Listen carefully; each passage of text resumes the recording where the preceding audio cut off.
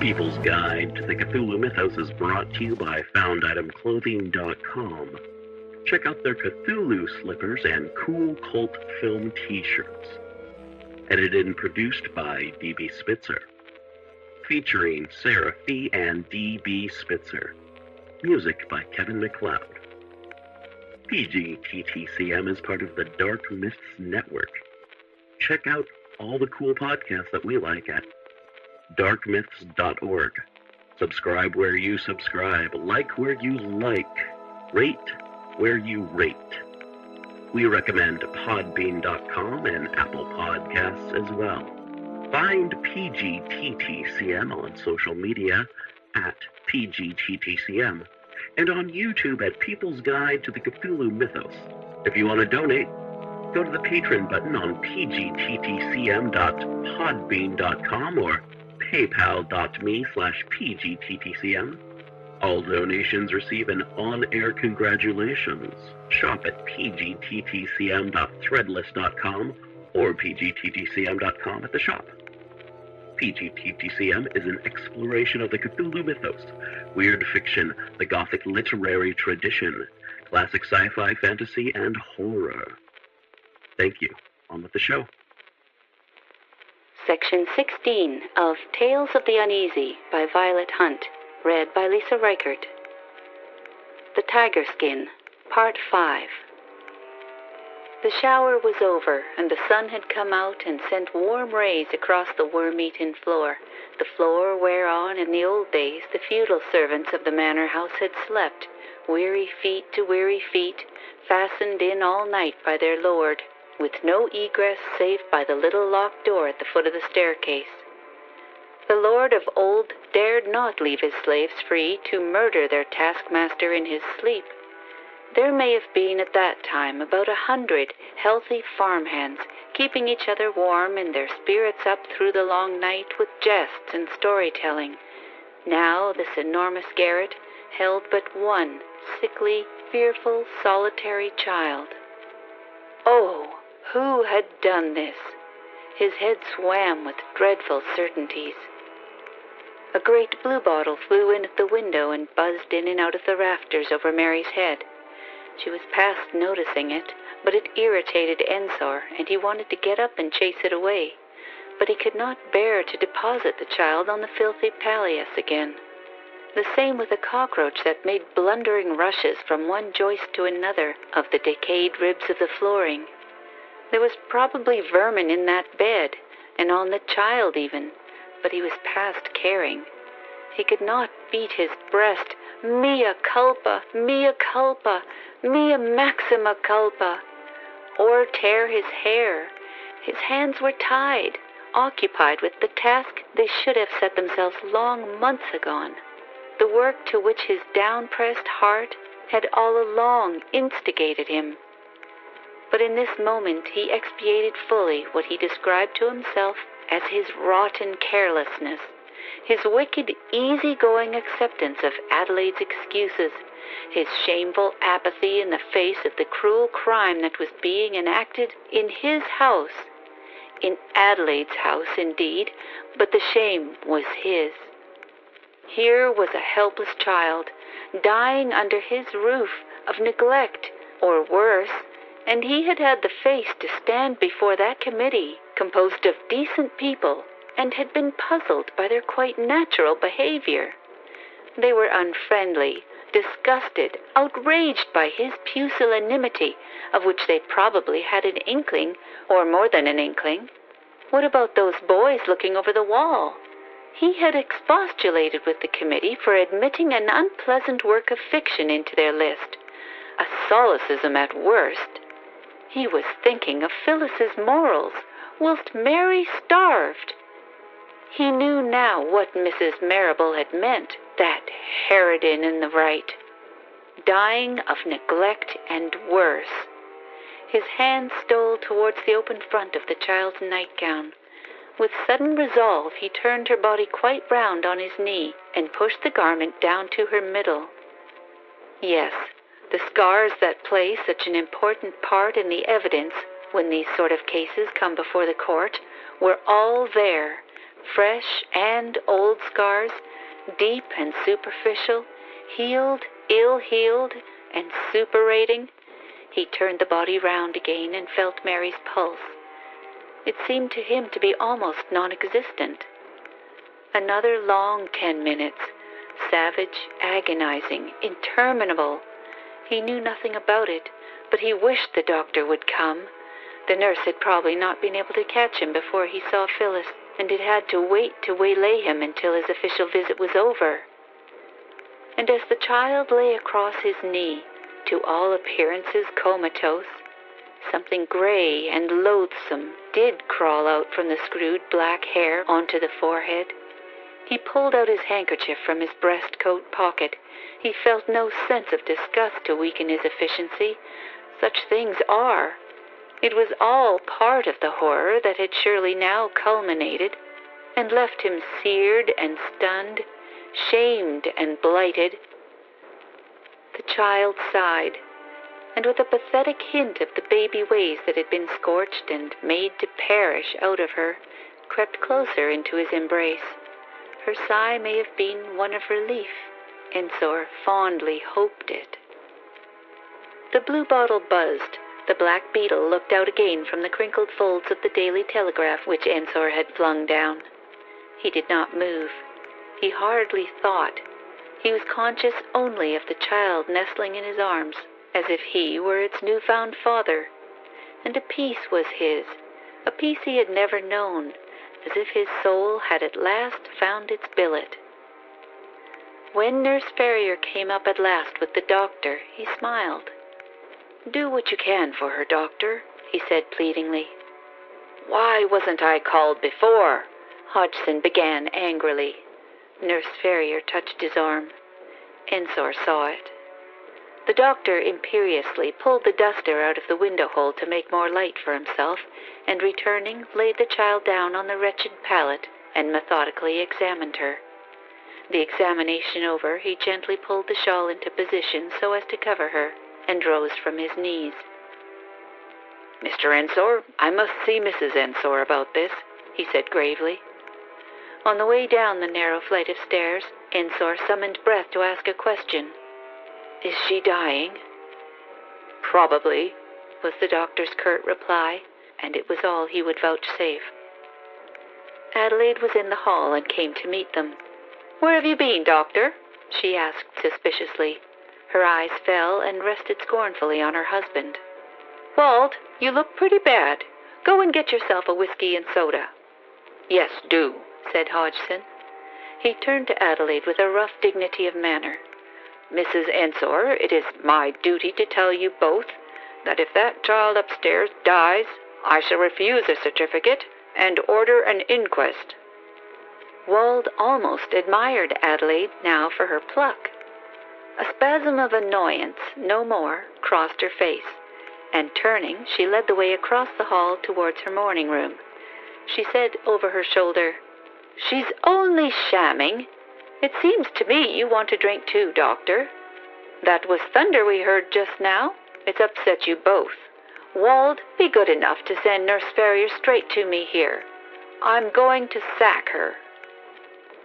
She went into the portion of the hall that was screened off, and seeing that both the men disregarded her gesture of invitation to go further and stayed in the main hall, she shrugged her shoulders and flung herself onto her tiger skin, turning her back, motionless.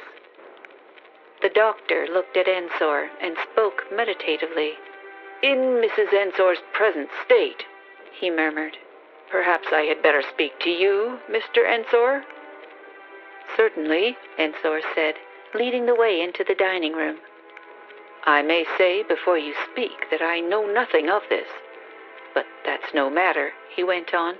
"The blame is mine." He rang the bell. "Ask Gertrude to come to me here," he said to a maid who appeared at the service door at the end. The girl hesitated. She had something in her hand. "What is it? What is it?" Ensor asked testily. "I was going to show the doctor, sir, what Mary had to eat." She held out a plate for their inspection, with some toast rinds and the remains of dripping fat adhering to the sides. In her other hand she held a mug into which Dr. Hodgson peered. A concoction of tea leaves. She was fed, sir, worse than a dog, the girl continued volubly. Biscuits was bought for him. She never complained, not she. Too frightened for that, for if she did, she got the stick. Who beat her? Ensor asked furiously. Mrs. Ensor, till she got ill.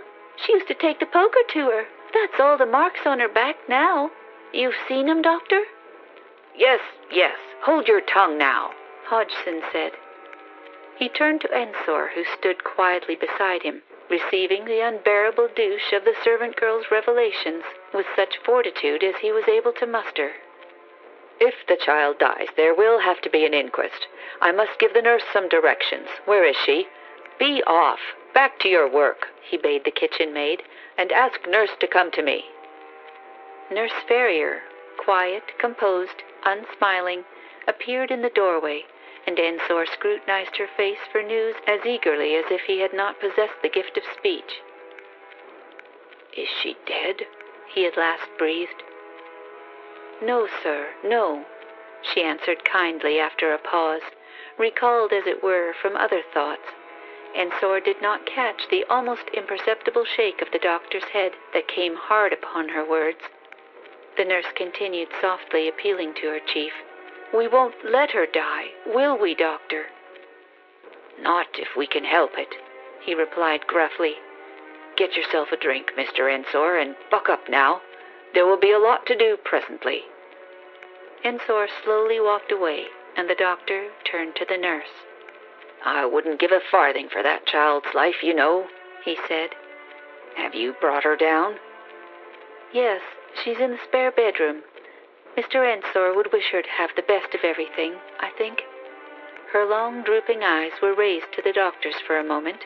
She wanted to talk to him, and he knew it, but he did not, at this juncture, care to throw any deductions he might have made, from facts patent to both of them, into the common fund, and he interposed the chill of professional etiquette between himself and her possible confidences. He walked quickly, meditating the while, down the narrow flagged way that led from the house door to the gate in the wall, where his horse was being held for him by James, the half-idiotic manservant, the only male creature, excepting her husband, whom Adelaide would tolerate about the place. Today, however, expecting as usual to have the whole of the path to himself, the doctor almost hustled a person of quite a different type from James's, a smart, slight, efficient young fellow, slipping briskly up to the house. Hodgson apologized. The stranger, who was dressed in some sort of uniform, looked curiously at him, as if about to speak, but thought better of it and passed on. After some little delay, Gertrude came to her master in the dining room, where he had summoned her. She looked hurried, portentous, but at the same time armed with the indifference of fat people. Her wide apron was covered here and there with spots of gravy or blood. He supposed she had been drawing chickens or killing them.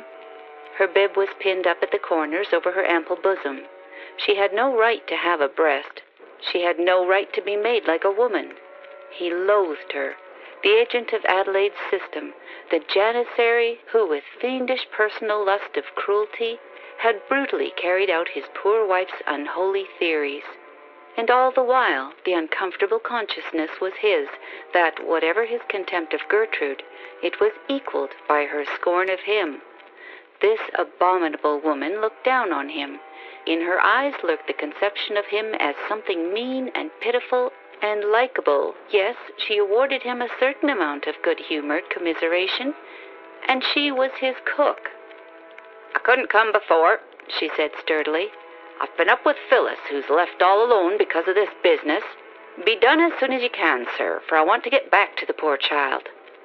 You will tell me before you go, please, how long this has been going on. How long have you been neglecting and ill-treating your own child? The woman sneered. Married, do you mean? Well, you see, Mary all along was only allowed to be here, as you might say, through the kindness of Miss Adelaide, as being her cook's child. She continued, as if repeating a lesson learned by heart. Miss Adelaide, Mrs. Ensor, has always been very good to me, and I've been the same to her. But it stands to reason that Mrs. Ensor wasn't going to bring up my bastard like a lady. Mary Adelaide, that's her name, had to be trained to be a servant and work for her bread, like her mother's always done. And when she didn't work, she had to be beat. And what was the work you set a child of 10 to do? Ensor asked, striving at calmness. Child of 10? She's 15, same as Phyllis. Well, let me see. She cleaned the silver, setting down to it every day, and swept a room or maybe two, and did down the steps and her own sewing and mending. And what did she have to eat? What the girl showed you, Gertrude said, throwing up her chin in sullen pride of evildoing. Scraps what was left over from the day before. That is, if I would remember to give it to her, and she never reminded me. Too soft. Shameful lazy she was, too, and one had to take a stick or a poker to her to make her bustle. Whoop! Go long! Was all the kind words she got, and a neat cut across her back. She was that lazy, they never had time to heal before there was a new stripe laid over the last one. My God! A young child! He covered his face with his hands. Gertrude regarded him. Some shifting of values took place in her heavy brain. She came a step nearer, and her voice lost its tone of coarse bravado. You must know, sir, I had my orders. Your orders, woman. Your orders to play the murderess. You, the unnatural mother. You may look a little nearer home for the unnaturalness, if you'll have it. Some folks is very blind, and deaf, too. What do you mean? His tone was violent. The cook said patiently, raising her apron to her face, I'll say no more, sir. I must be going. Stop! Cried Ensor furiously. You brute! Call me brute, sir, Gertrude answered almost modestly. Then her temper rose. She flushed. Do you know who's a-waitin' for me in my back kitchen where I told him to stop? She said passionately. No one won't go away from here, mister, I said, so long as I give you my word. But I'd something I'd like to say to Mr. Ensor first, before he saw him, I said, and it would be best for all parties if I could get it said. So he let me come, though he's not a-going back without seeing you. She produced a dirty card from the bosom of her dress and handed it to her master. The nurse met the doctor on the doorstep when he came back half an hour later. Her manner was instructive as she came forward, her finger on her lip, and he knew what she would tell him. Mary's gone, doctor, half an hour ago, and Mrs. Ensor has bolted herself into her bedroom and won't answer to anyone. I'm afraid she's bad, and... She dropped her voice. There's a man shut in the library with Mr. Ensor. Here's what he brought. I found it on the floor of the dining room just now. She produced the card, stained with blood where Gertrude's fingers had grasped it. Only fowls, she said apologetically. The doctor took it. The Society for the Prevention of Cruelty to Children, Inspector G.W. Kelson, he exclaimed. That's Mrs. Marable. She said she was going to put the society onto them. She's a bit late, the nurse said. By half an hour, he echoed her as they went in together.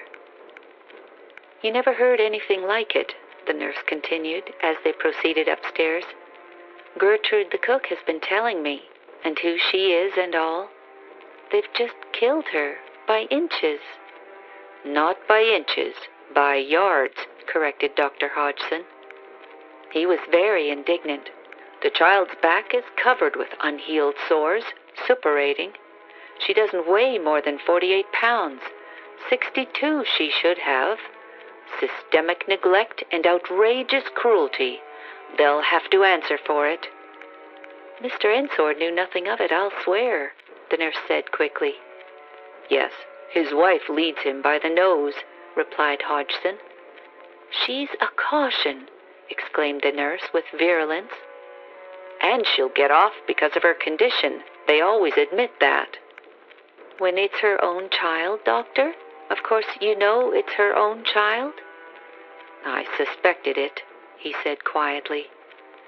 They had come into the great, wide, lightly papered spare bedroom with 3 tall windows looking out over the gray gravel sweep in front of the house. The windows were wide open. The gardener could be heard sharpening his old-fashioned instrument, ready for cutting the scrap of lawn beyond the gravel.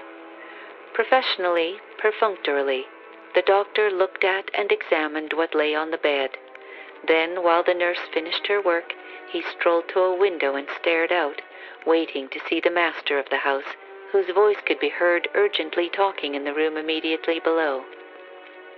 The nurse, dabbing sponges in hot water, going backwards and forwards with towels, talked. She had not talked for weeks.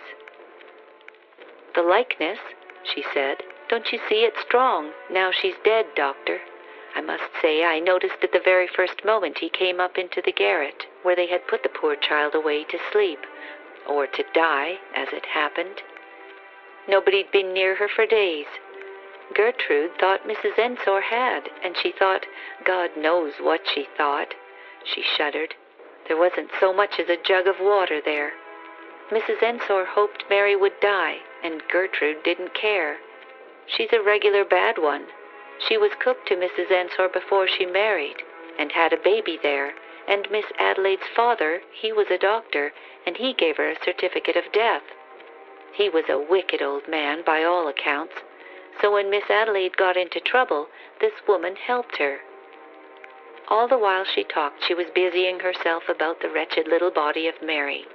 The doctor stood at his post near the window, waiting for Mr. Ensor's visitor to go, listening to the nurse's talk as he lightly slashed his top boots with his riding whip and decided what he would do. He liked Ensor and wanted to make it easy for him.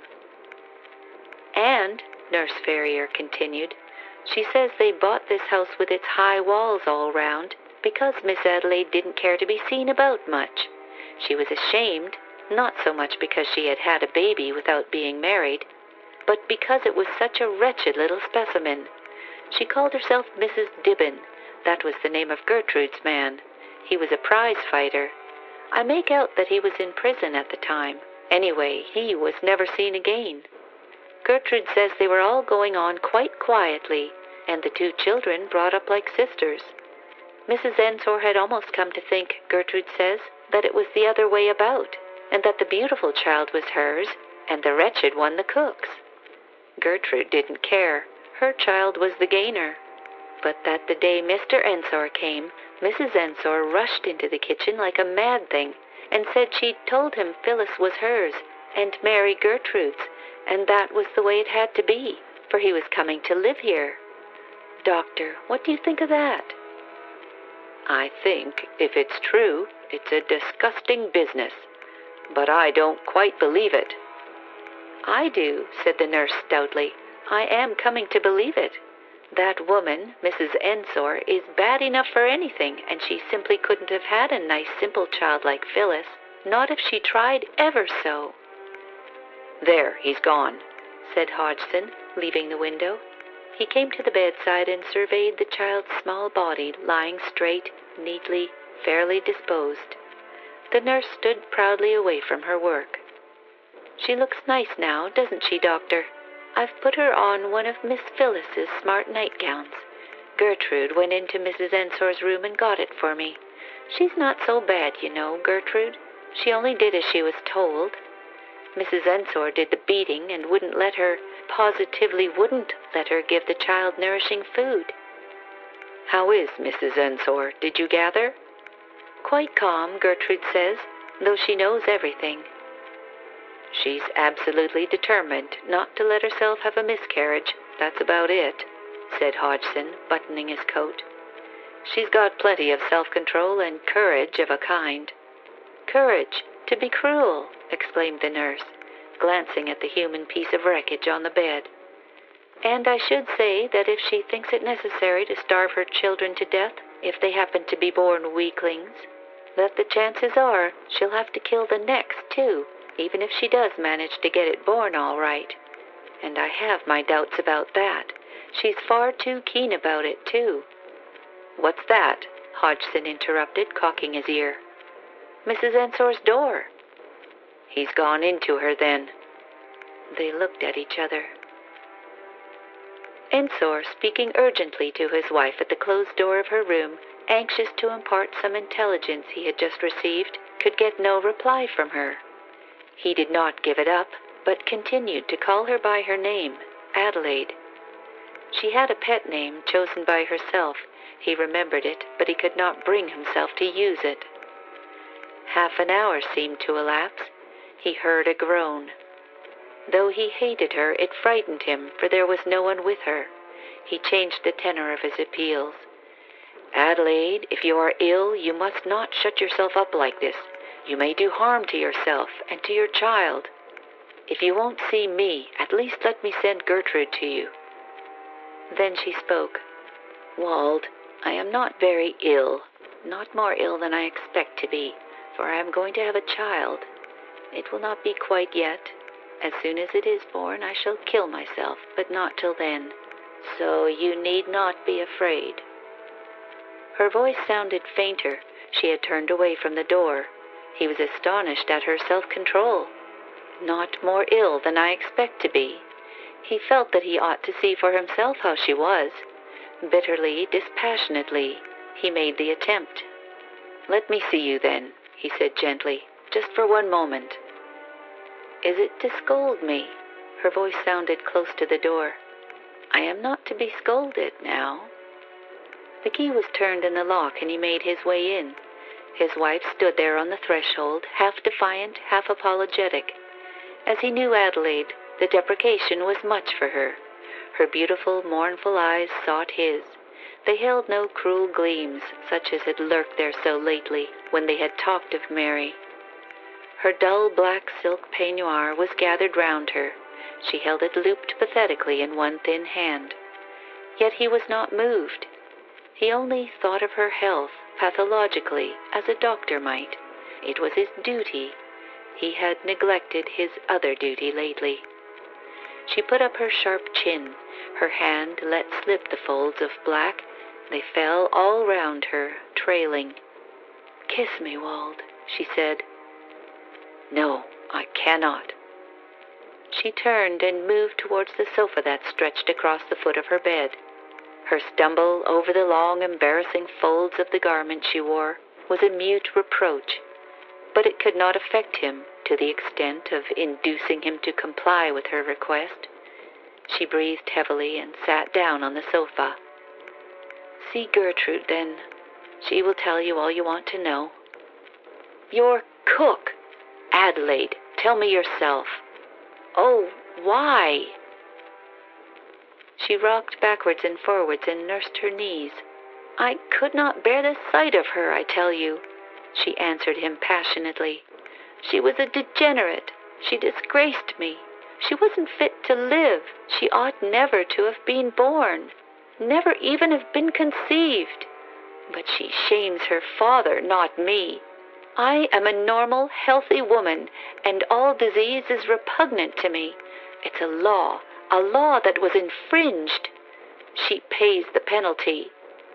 And to see her going about day by day, the living testimony of unfitness, of beastliness, why, the sight of her peaked, suffering face, old and yellow, she looked like that even in her cradle. From the very first moment that Gertrude showed her to me, that finished me. For I insisted on seeing her at once. I was fit enough. I was about in a week. Then when I came to look closer, her awful hand. Did you know that she had a finger less on her right hand? Still, I nursed her myself. Oh!" She put her handkerchief to her bitten lips. There was blood on it when she took it away. "Then when you came, I saw you look at her in the car, and again when we got out. And you carried the rugs for her as we walked up the drive. That was enough.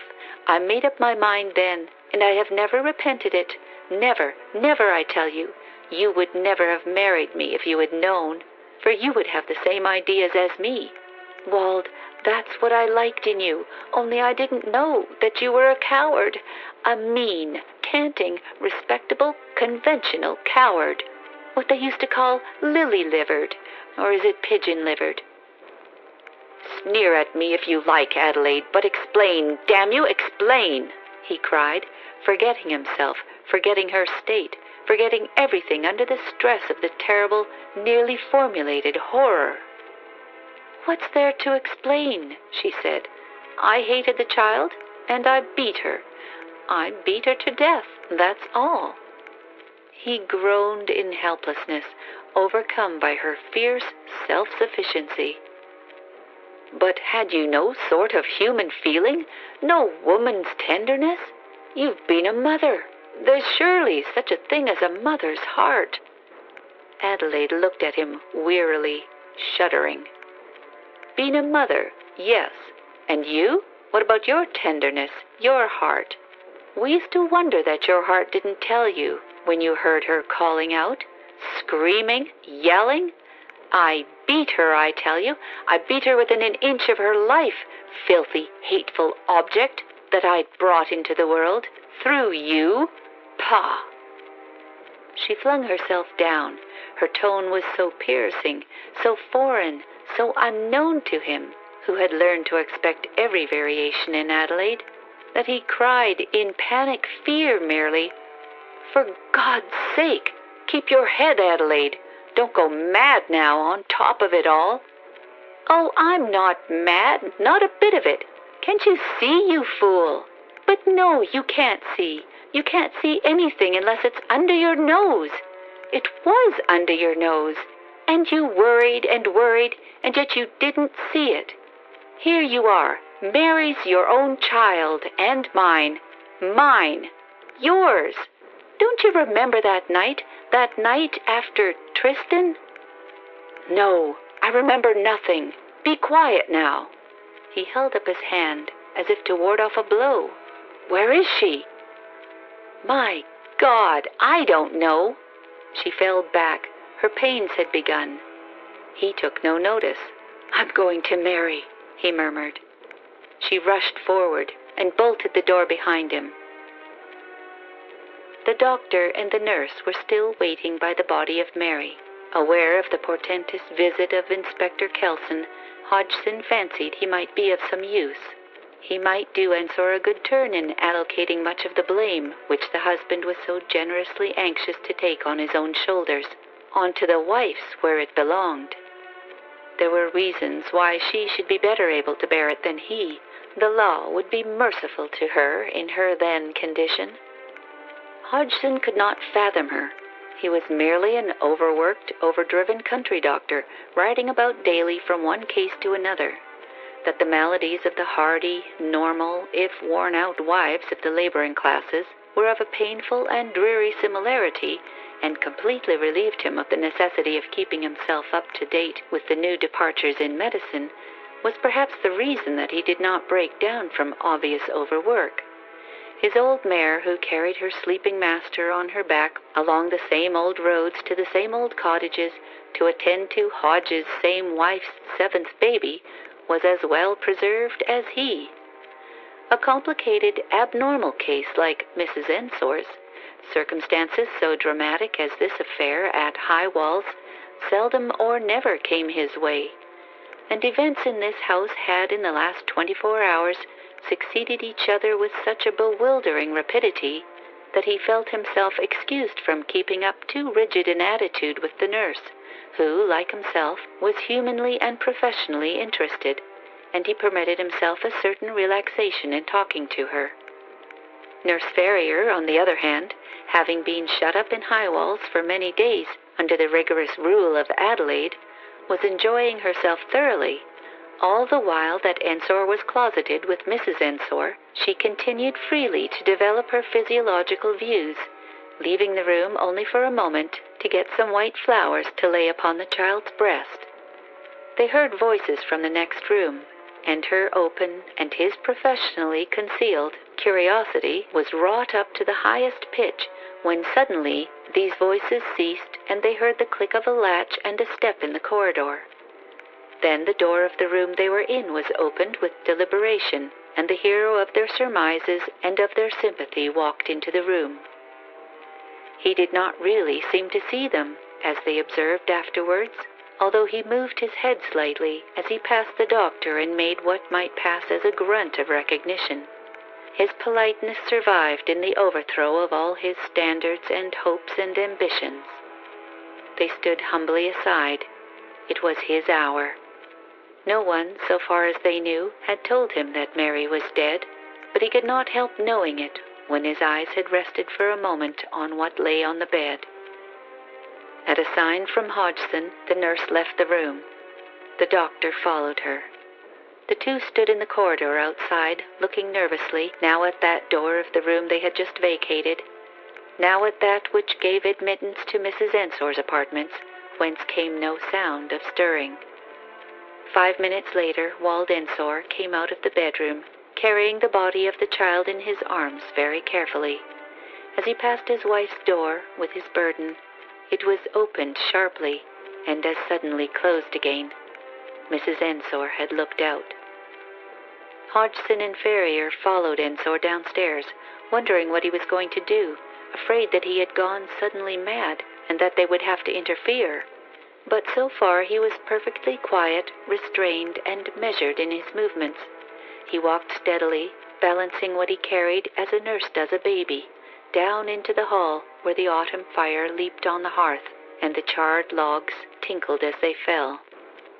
He went through it into the portion railed off with screens and armchairs, and, stooping, deposited the corpse of his child on the tiger skin which lay spread over the sofa, the old yellow sofa from Portland Place. The creases were in the skin that his wife had made when she was lying there only yesterday. Her bag, one of her bags, lay on it, and with a violent gesture of his occupied hand, Ensor swept it off. Then, deliberately, as if he were in church, he knelt down beside the little white-robed form, smoothed the folds of the nightgown his hands had disarrayed, and half raising her, taking her in his arms, covered her with kisses, long and deep. He did not lift his head when Gertrude, her apron cast aside, a puzzling figure with her unaccustomed black surfaces displayed, pushed open the red baize door and stood, savagely poised, her bony, flowery arms resting on her hips.